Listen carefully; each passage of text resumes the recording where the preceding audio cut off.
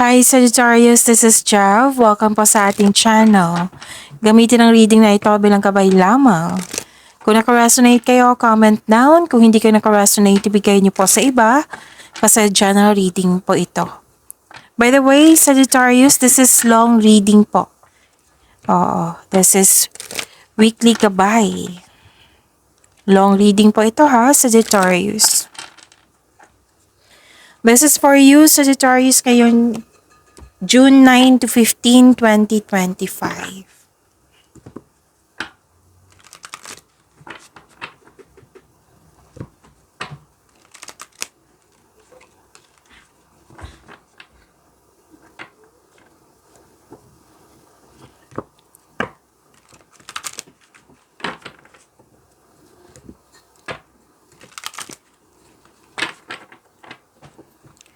Para po ito sa iyo, Sagittarius.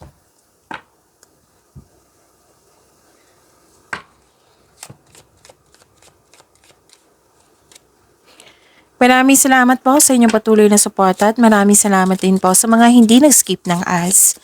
Sa mga hindi pa nag-subscribe, subscribe na po kayo at click bell notification para malaman nyo na may bago tayong video. Para sa mga gustong magpa-reading, comment po kayo ng personal reading. Again, comment kayo ng personal reading and check my reply sa comment section. Mga ganap po para kay Sagittarius ngayong June 9 to 15, 2025 ay need 3 cards po.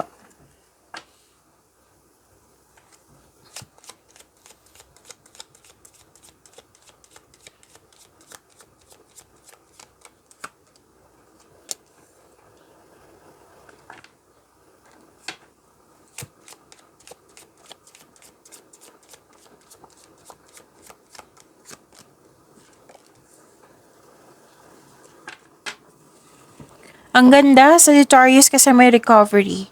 It might be nahihirapan or nabibigatan na anxiety, stress. Now, nakikita ko dito for this week, this is recovery, this is healing. May nagbigyan ng suporta sa iyo na group of people and I believe this is your family. Nagkaroon kayo ng time sa nature, nag-meditate kayo, nag-grounding kayo, may personal development at spiritual growth.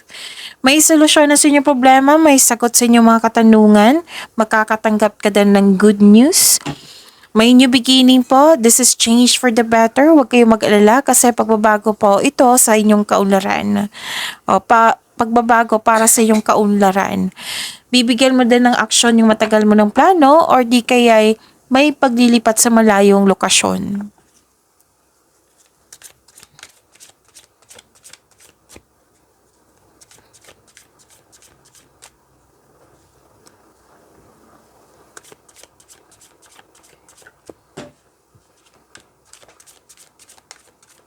Energy po ni Sagittarius.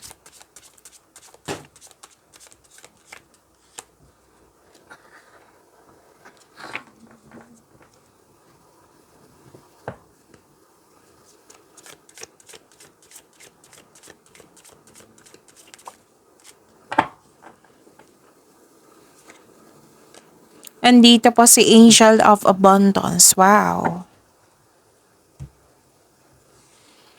Kung may narinig kayo or may nakita kayong repeating message, meaning to say, pinupush ng course nyo yan. Like for example, nanood kayo sa isang video natin, tapos ngayon sa inyong weekly Kapay Tarot reading, at may napansin kayo na repeating message. Yan po yung pinupush ng course na kailangan yung bigyan ng atensyon, solusyon, at aksyon kung maaari po. So, ano yung energy ni Sagittarius? May nakita ko ditong kompetisyon, rivalry, conflict.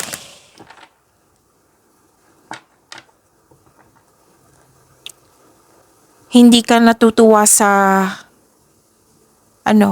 sa kompetisyon or conflict na nangyari.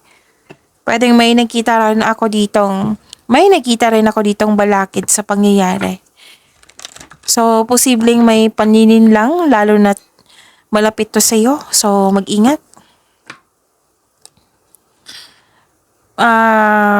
may intense na pangyayari or may ganap na pag-aaway dahil sa hindi pagsasang-ayon ng grupo ng tao. Oo. At may nakita ko dito magpapatayo kayo ng bahay or structure. Pwedeng plano pa ito or sinimulan mo na. Okay, so may ganap na competition, so ingat. Pwedeng 'di ba, may healthy competition, pero sabi kasi ng card dito na hindi ka natutuwa sa competition na ito. So it might be this is unhealthy competition. So maaring may annoying delays or pangyayaring hindi mo control. So this card asks you to slow down and pay attention kayo to its details. Focus kayo on one thing at a time. Okay, pasensya na po kasi may lumapit sa akin bata. Oh, may tinatanong sa akin. Okay. This card asks you to slow down and pay attention kayo. Basta focus kayo on one thing at a time. So yun, may rivalry talaga ako nakikita dito. Lalo na sa trabaho. Oo. Pwede din may tanong ng tanong sa inyo na naiirita ka. Oo. It might be yung tanong ng tanong sa'yo.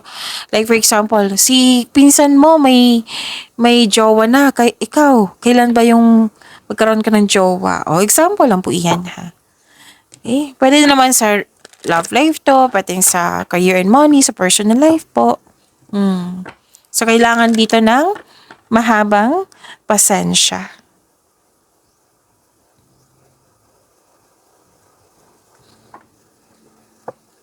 So, you're receiving love.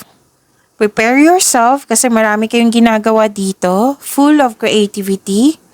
May nangyaring growth and expansion, which is very good, right? So, may malaking influence ng isang mother figure sa week na ito. It might be this is you or it might be this is another person. Oo.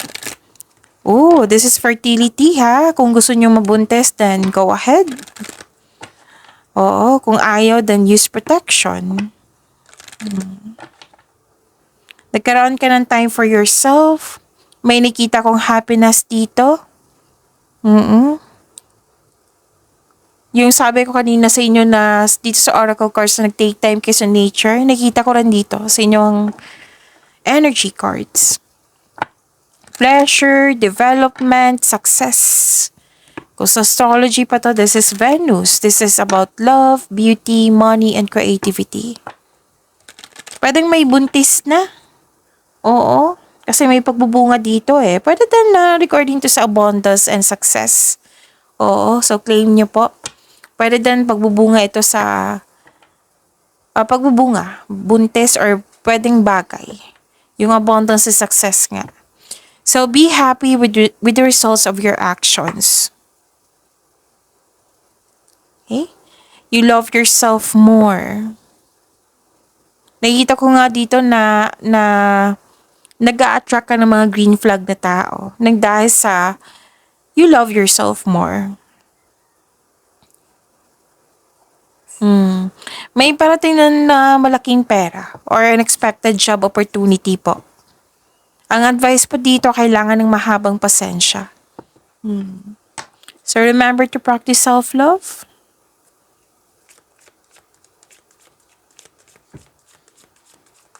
Spirits, guide, angels, archangels, guardian angels, message pa para kay Sagittarius. Career transition. Sabi po ni Archangel Chamuel dito, your life purpose is triggering a blessed career change. Ang ganda. Name niyo po ha.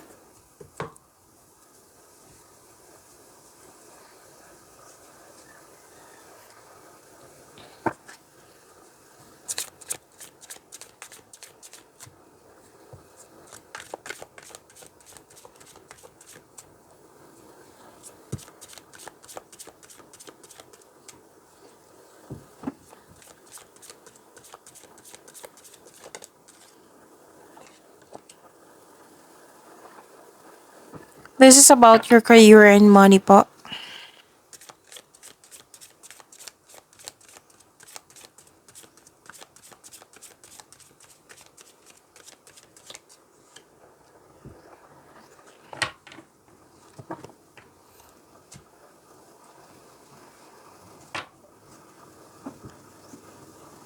Sa career and money niyo po, may nakita ako ditong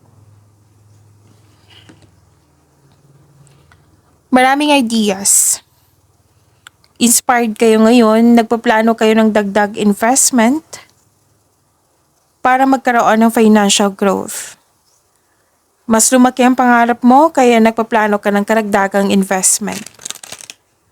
So, nagmuni-muni kayo ngayon, nag-iisip ng mga plano o pangarap sa buhay. Nag-iisip ka ng mga desires mo sa buhay. Okay. So, nagpaplano kang mag-level up, pinagigihan mo pa yung trabaho mo para may mangyayaring promotion. Pwedeng pagtaas ng posisyon, pagtaas ng kita, pagtaas ng sweldo, or pagtaas ng allowance. Pwede din pumipili ka ng, pumipili dito eh. Oo. Pumipili kung ano yung totoo, pumipili kung ano yung dapat. Basta may pumipili kayo dito, pwedeng sa tao to, bagay man, sitwasyon. Tapos may nakita kong temptation dito. So, prepare yourself na kailangan mo talagang, kung temptation to, like for example, kasi career and money to, right? It might be may ganap dyan na gusto nyong bilhin na yung malaking presyo. So, kailangan yung pag-iingatan din. Mag-ingat sa inyong desisyon.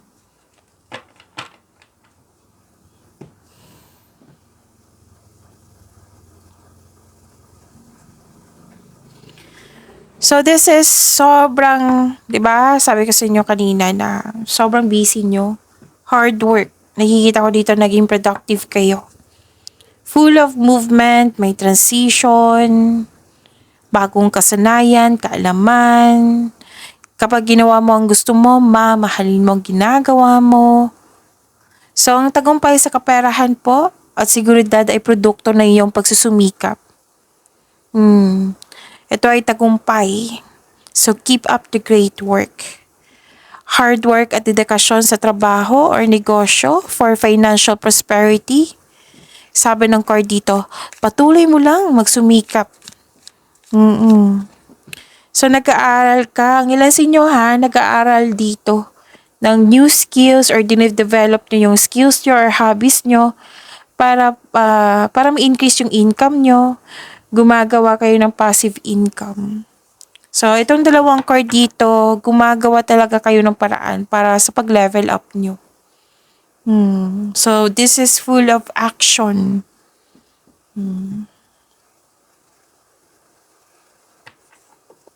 So, what you have been studying or practicing, it will lead you to abundance po.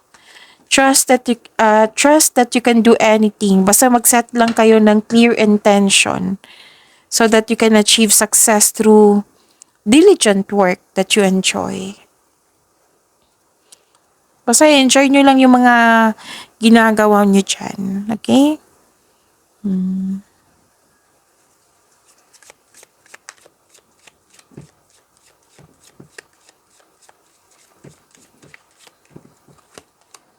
Oh, ang ganda. Ilang beses lumabas yung success dito, ha? So, this is a trophy. Okay. Success. Choosing the right direction and actively overcoming difficulties. You're on the right track. Nasa right path po kayo. Ang ganda. Claim nyo po. Sagittarius.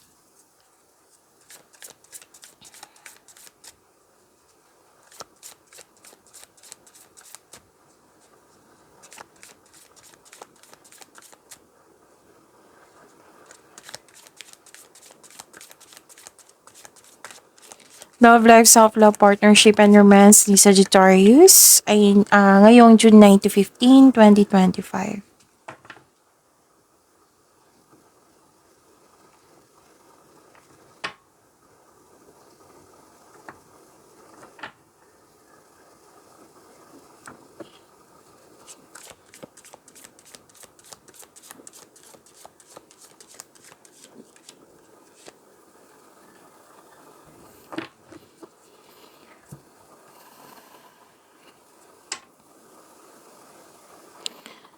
Sa love life, self-love, partnership, and romance, this is pagtatapos sa isang mapait na sinapit. Whether single ka man, may relasyon sa buhay mag-asawa. Basta may nangyaring ending with new beginning. So, nag-clarify siya dito sa inyong oracle cards na may nangyaring new beginning. This is completion of cycle, tapos na. Oo. Pagtatapos sa isang mapait na sinapit. Nagaganap po ang pagbabago po kung ikaw ay mismo ay tanggap ang pagtatapos na ito. Pwedeng pagtatapos ito ng koneksyon sa isang tao. Or pwede din na tapos na yung paulit-ulit na lang na nangyari. Yung concern nyo na paulit-ulit na lang nabigyan na ng solusyon. Or pwedeng tapos na yung connection. Pwedeng separation ito, tumiwalag, umiwas, put limitation. Or pwede din na nag-move forward kayo. So, sabi ng card dito, mahalagang magipagpayapaan sa nakaraan upang makagawa ng paraan para sa bagong simula. Okay. So, yun ha, mawawala na po yung blockages. Oo. May mga hadlang, mawawala na yan. So, may parating na biyaya na magbibigay daan ng mas maunlad na panahon. Ang sabi ng card dito, accept and learn the past situation. Mangyayari itong pagbabagong ito kung ikaw ay willing. Oo. So, magaganap ang pagbabago kung ikaw ay mismo ay tanggap ang pagtatapos na ito.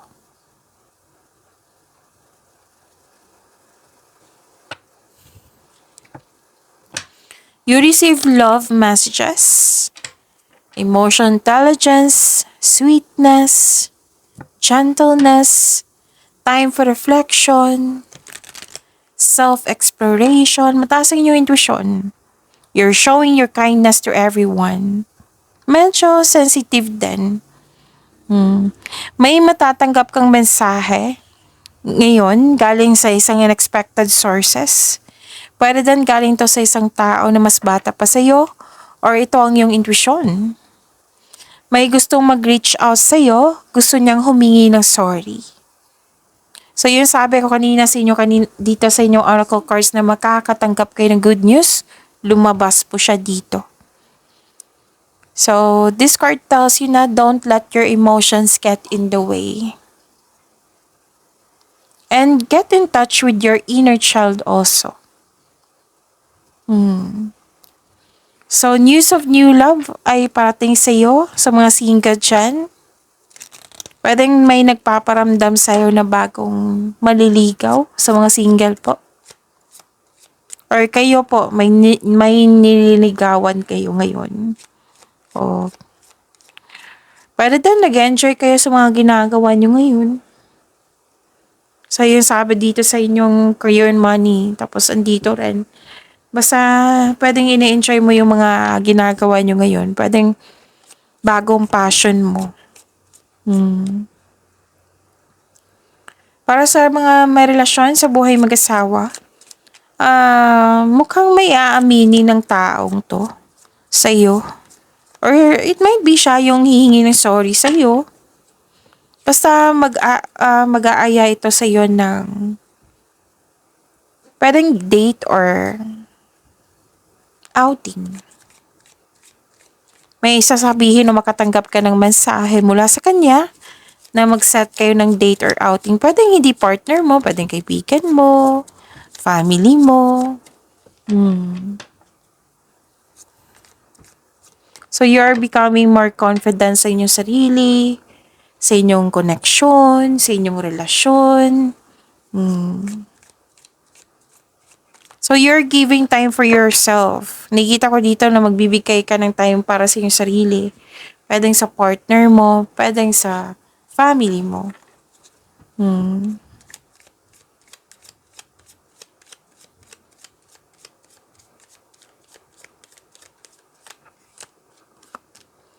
Reaching your goal. Everything you want from this connection will manifest in the near future. Pagyamanin niyo po yung blessings sa binigay sa inyo, Sagittarius. See you tomorrow. Maraming salamat po.